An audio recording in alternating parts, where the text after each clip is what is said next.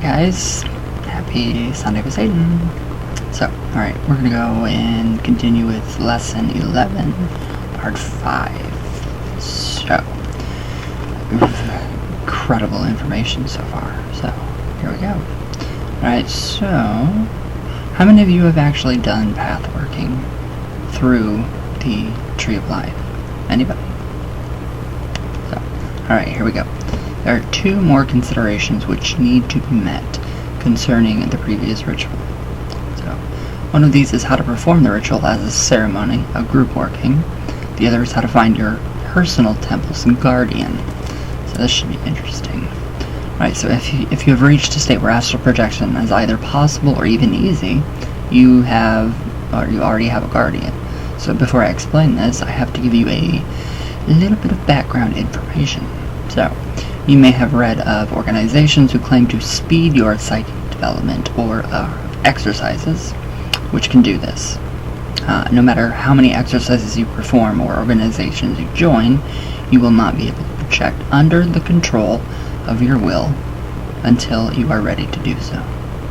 So, a necessity for this is becoming totally aware of the physical plane. That is the reason why early in these lessons you were given exercise to develop your control of the elements, for the magical elements are the very basis of the physical plane. So once you are aware of the ins and outs of the physical plane, you become ready to explore other areas and projection becomes simple. So also things start to just kind of flow more positively for you. And yes, it's very true, that works. So, this is in part due to your harmony and friendship with the Archangel of the physical plane. Wow, Sandalphon? So, alright. As one function, Sandalphon oversees the temples of all astral travelers. Didn't know that. So, note that I put the word temples in quotation marks. This is because not everyone who projects has a clearly established temple. That's pretty interesting. I have a very extremely established temple over the last 5 years. Pretty cool. So, for most people who project, the temple is nothing more than a place from which they start. So, and most people have no map of the astral plane, such as you have with the Tree of Life. So, have you ever been lost in a big city with no map and no friends? Yes. Scary. So, it is no wonder that some of these people return from their astral wanderings with absurd tales of terror. So while what they see is nothing more than their own fears brought to astral life. So that explains a lot. So for those people who are aware of the nature of the universe, such as I hope you are learning to be, astral travel becomes a fun and liberating experience, guarding your temple and your physical body so that neither will come to harm on the physical plane is Sandalphon. So the astral duplicate of your temple is projected by your banishing rituals. Interesting, isn't it? So, a Sandalphon is an archangel, frequently does not do things in person. Rather, Sandalphon can send one or more members of the Order of Angels under his command. So actually angelic beings are usually androgynous. Very true too. So, I've never heard of this archangel though, ever in my life. Except for right now. So thus, rather than Sandalphon, your guardian may be one of the Ashim, the angelic order, whose name means souls of fire. So the next question is, how do you find out this angel's name? The answer: ask. So, when you project, you will see your guardian angel. So, ask this being by what name it wishes to be called. So, ask for the best way by which it can be called. Ask for any specific rituals which can help in this. Sometimes your guardian, just to say hello. Yeah. Oh, sometimes call your guardian just to say hello. So, and give gifts of energy. So, yesterday's lesson. Or incense. Build a bond, and your guardian angel will never let you down. Don't forget to thank Sandalphon for sending or assisting you, this particular angel. So, it's very different. Changing the ritual of the paths to the ceremony of the paths is quite easy. But there is an important warning. Once again, it does not come from me, but from Diane Fortune. There is no room for authority in occultism. I wish more people understood that. I really do. So merely because someone says something doesn't make it so. The best way to learn pathworking is by doing it. So I know of at least 2 teachers, who advise not to try pathworking unless you are under their supervision. And then all they do is lead you through some guided imagery. So teachers such as myself and others can start you in this work, but you must do the work yourself. Nobody can do it for you. So yeah, be careful who you trust. So is a group working possible? Yes, but it may not be the same as what you have read or heard. So the beginning is done much the same as the other ceremony. So with the parts divided as has been suggested in past lessons. So when this is finished, all must sit in a circle holding hands. So the holding of hands is very important as it links you together, both physically and psychically. So you must have decided beforehand to which Sephira you will all be going, and by which paths. So it has to be a collective group agreement. So everyone must go by the same directions. That's why I do everything myself. It's easier. So if a member has trouble projecting, the physical and spiritual link within the circle will help that person. Also, if one person is slower than others, he or she will automatically be pulled ahead to keep up with the group. So if one or more persons would exceed the speed of the group on their way up the tree, they will be slowed down by being part of that group. So this happens automatically. The path for each person will seem shorter or longer depending upon their natural speed in the astral plane and the average speed of the group. Alright, so that does make a little more sense. It's kind of more helpful with, a group. If you're having troubles or issues, then the collective group consciousness helps you. So that's really actually good. So once the journey is complete and everyone is back in their respective bodies within the physical temple, so a leader should ask each person what he or she had experienced. So this may be done orally, or each person can write that experience down, and the journals can be compared. So that would be kind of very interesting, actually, to do that, to actually be able to work with a group ritual, which is really interesting because I've done one drumming circle, and it's really neat. Just how everybody, once you start drumming, just how everybody becomes in sync. It is very neat. So we had a guy. I brought my djembe drum. I think I brought both of mine. And we had a guy, Sam. He's a really amazing guy, a philosopher, very amazing. Went to college, studied religion, all of it. It's incredible. He led the group. So when he started to pick up the beat of the drum, it went around. So it just shows that this is in comparison with that kind of drumming circle. That the energy, we all become in sync.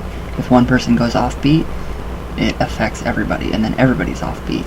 So the tone, it actually stays the same or changes with one person, and then it just kind of links everybody else in with that person that had changed it. It's very cool. It's very cool. So, listen and look for similarities. Differences should be thought of in terms of being wrong, not be thought of in terms of being wrong. So, they are simply items which an observer experienced due to his or her personal psychological makeup. So information which is identical among several people should be considered important. Information which is similar between people should also be thought as a significant. So the inconsistencies are simply personal variations on a basic reality. So if this is the first time for a group working together, it may be beneficial to have one or more persons as observers within the circle. He or she can watch out for any unknown problems and if need be, summon everyone back by calling in a loud voice. I summon all back from the Tree of Life, from the tree to their home in this magical temple. Come home now. So, simple. If you have a group leader, he or she hold the rainbow wand. If there is only one such wand in the group, if everyone has such a wand, each should be held between the clasped hands of the people in the circle. So the fingers should primarily be on the band of the color associated with the sephira to which they are going. So if you have a member, of the group who is functioning as an observer, he or she should keep the candles lit, the incense burning, etc. So, a keeper of the temple and all that good stuff. So when energy is to be sent to a higher spiritual entity, it can be the duty of this person or persons to raise and direct the energy. So thus, they may dance or run to raise the energy, and then direct it up through the top of the rainbow wand, while holding the appropriately colored band of the wand. So, very, very simple stuff. So, if sex is to be used as a means of raising energy, the sex magic may be performed by one or more couples who are not going on the path working, rather than having to break the circle. So, direction of the energy is again controlled by the rainbow wand as above. I need one. I don't have one. So, although I personally have not participated in such a ceremony, I have it from a reliable source that if you have a group of people, only one person may choose to do the path working, while the rest supply the raised and directed energy. That does make sense. So, this is claimed, it is claimed, can be very powerful magically. So, it does sound like it. It does sound very powerful. So the point he's trying to make with the discussion of group workings is that with certain limitations, the schematic or order of the ritual, nothing is necessarily dictated or set. So feel free to experiment and see what works best for you and your group. So you may have noticed that as this course has progressed, instructions for rituals have become skimpier and more schematic in nature. So I have tried to give you the forms and the background information so that you can fill in the details and make up your own rituals and ceremonies based on and in harmony with traditional Western ceremonial magic. So, pretty interesting stuff. So, at the same time, he says, I have attempted to show you how to be original and thoughtful. I have tried to give you the basics of Western ceremonial magic so that you can think, act, and be a magician. So if I have done this and move you along the path of the great work, then I have succeeded. That's funny because the great work is also within the Ritual and Doctrine of High Magic by Eliphas Levi. So we can see a lot of ties with that. So, alright, wow, we're done with the book. We have the appendix. We have a bunch of facts. Just a bunch of information that we can actually go through. So,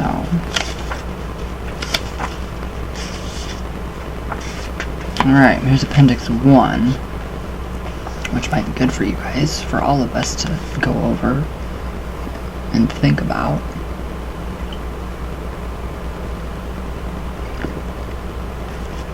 Alright, so, okay, the following is a ritual which you may wish to attempt. Its end result would be increasing your magical abilities and talents many times over. Alright, so this could help also with all of the previous lessons. So step 1, make a sigil representing magical power. Step 2, perform the opening by Watchtower. Step 3, sit down and work on visualizing a calendar in front of you. See the pages turn so that you go back in time, back into the past. Step 4. Where'd I go? Oh, there we are. When you go back a minimum of 10 years or half your age, see the pages stop turning. Now visualize yourself. As you look at that date, take time to make the visualization as complete as possible. So now step 5, now concentrate on the image of the sigil which you have created. When it is strong as it possibly can be, visualizing is going onto the forehead of your imaged younger self. So see it virtually tattooed on the younger you's forehead. That sigil, you're taking that in through the third eye to your subconscious, and then it's going to come out through the conscious mind as whatever you need. Magical abilities enhanced. So that's the problem with sigil magic, is people keep saying, well, you have to use sexual fluids. No, you don't. No, you do not have to do that in order to activate a sigil. It's just, no. So, alright, step 6. Immediately cease this visualization and return to the calendar. Now see the pages moving the other way that you move forward to the present day. It's pretty interesting. So, step 7. End with the closing by watchtower. So, this ritual will have the effect of causing a sudden, notable increase in your magical abilities. So, by altering the design of the sigil, you may affect exactly how this ritual increases your magical abilities. So, although this ritual will not change your level of magical knowledge, it will make you more receptive to magical information. It will increase your ability to memorize and your understanding of that material. So I like that. I think that's pretty well. It's a pretty good ritual, it seems. So, alright, now we have Appendix 2, which is just a few answers to the self-tests. At the end of each lesson, you give a review. So here's just some, basic pointers. So lesson 1, number 1. The 4 things that can occur when you dream are astral work, psychological messages, play, and a combination of the 3. Makes sense. So 2. Your personal secret magical text is your ritual diary. 3. You should read other books on subjects such as the Kabbalah or magic in order to get different views of the material and in order to get a more in-depth study of a particular subject. So don't just stick with one book like this book. Get many if you can. So number 4, Arthur C. Clarke believes that any sufficiently advanced technology will appear to be magic to those with lesser technologies, which is very true. We've seen this, everywhere. So 5, white magic is the science and art of causing change to occur in conformity with will, using means not currently understood by traditional Western science. So for this purpose of obtaining the knowledge and conversation of your holy guardian angel. Black magic is the science and art of causing change to occur in conformity with will, using means not currently understood by Western traditional science, for the purpose of causing either physical or non-physical harm to yourself or others, and it is done either consciously or unconsciously. Very different. Very different. So, alright, gray magic is the science and art of causing change to occur in conformity with will, using means not currently understood by traditional Western science. So for the purpose of causing either physical or non-physical good to yourself or others, and is done either consciously or unconsciously. So, it's all the same. It's all the same. We all call on from the same source. So, where'd I go? 6. You can avoid accidentally doing black magic by doing a divination before you do any gray magic. So, 7. The first historical mention of the tarot was in 1332. Okay. 8. Fortune telling says that something must happen. Divination indicates that will probably happen if you continue on the path you are currently traversing. Very, very true. Number 9. 3 reasons for doing the lesser banishing ritual of pentagram are to know yourself, to expand your aura, and to remove from your immediate area any unwanted influences. Interesting. Very interesting stuff. I'm ready to project myself into a tarot card, honestly. Alright, so we have a lot. So the lesson 2, 1. The 4 parts of the lesser banishing ritual of the pentagram are the Kabbalistic cross, the formulation of the pentagrams, the evocation of the archangels, and the repetition of the Kabbalistic cross. So, 2. Agla, A-G-L-A, is an abbreviation for Ata Gibur Leolam Adonai, which means Thou art great forever, my Lord. 3. The archangel of the north is Oriel. 4. The great voice means speaking silently. 5. The sign of water is made by forming a downward pointing triangle with the hands, which are held in front of the stomach. Very interesting stuff. I like this. Alright, so 6. The 3 literatures of the ancient Hebrews were the Torah and the Talmud and the Kabbalah. 7. Eliezer ben Yehuda made Hebrew into a modern language. Alright, now 8. Vav was probably originally pronounced like the English W. Huh. That's interesting. I didn't know that. So 9. The earliest form of Hebrew mysticism was known as, Hechelat or Merkabah mysticism. Now 10. Oh, here we go. 10. Eliphas Levi, born Alphonse Louis Constant, began the French occult revival. By the way, his full pen name was Eliphas Levi Sade. 11.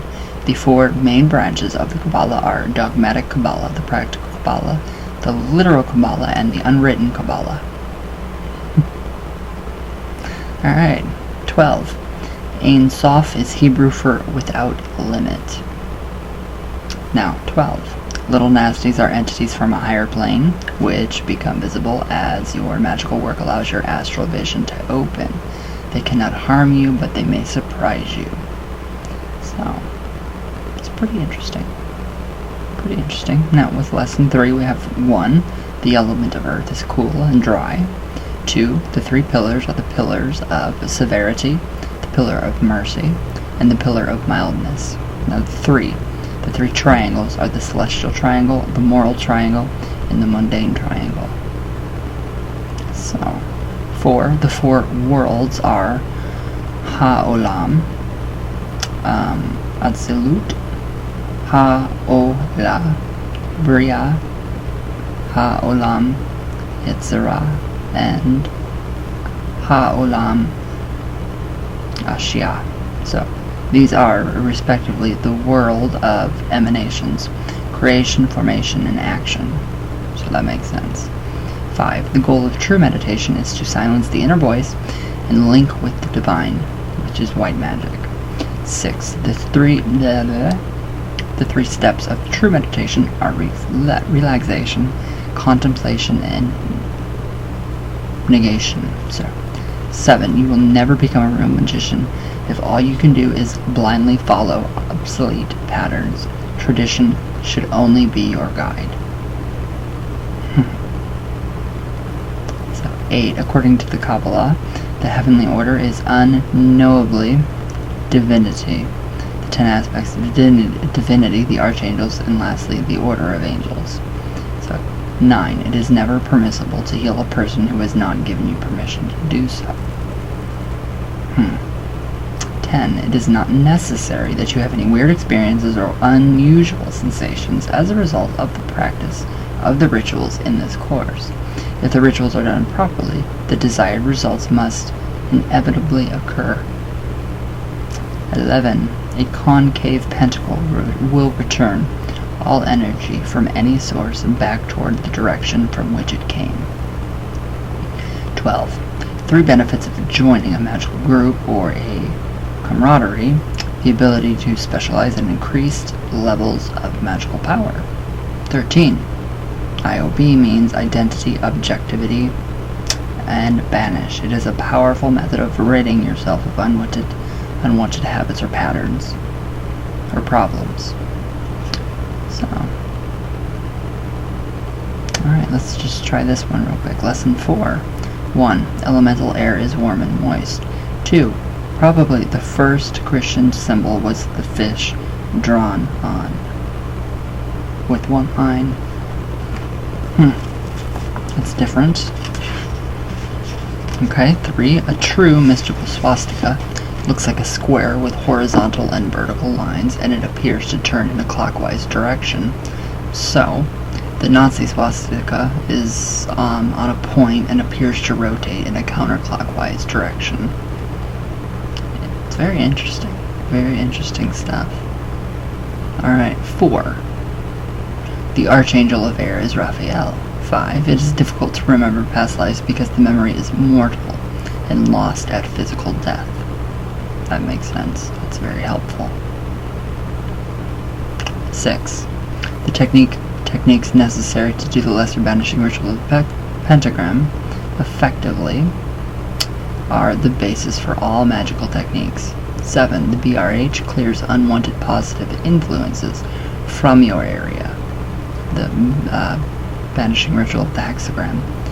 So 8. The order for doing at-home ritual is the relaxation ritual, the lesser banishing ritual of the pentagram, the banishing ritual of the hexagram, the middle pillar, circulation of the body of light, tarot contemplation ritual, the advanced version, and the contemplation of the ritual diary. So 9. The 3 things you need to do to succeed at ritual magic are practice, practice, and practice. So 10. The 3 necessities of grey magic are positive attitude, knowledge, and knowing how to generate and control magical energy. So, it's very interesting stuff. So now we're really getting into how to actually go about, traversing the Tree of Life. A lot of information are in the appendix of these books, which I think is incredible, so. But, alright guys, so I hope that helped. I hope you guys are enjoying these. So again, that was lesson 11, the very last one. I will do my best at trying to put all the descriptions of the lessons, the pages, all that good stuff in the description of the videos. So, I'll probably start from the beginning, because we didn't cover the beginning, we just went right from, like, the very end. Or from kind of like the middle to the very end. So, it won't be too bad. So, very interesting. So we have, 10 more, 9 more to go through. So, it'll be fun. So, alright guys, I love you all very much. All the way from Venus all the way back down. And I will see you guys tomorrow. So everybody have a good Sunday of Satan. And yes, enjoy this rainy weather. Alright guys, I love you all and have a good day.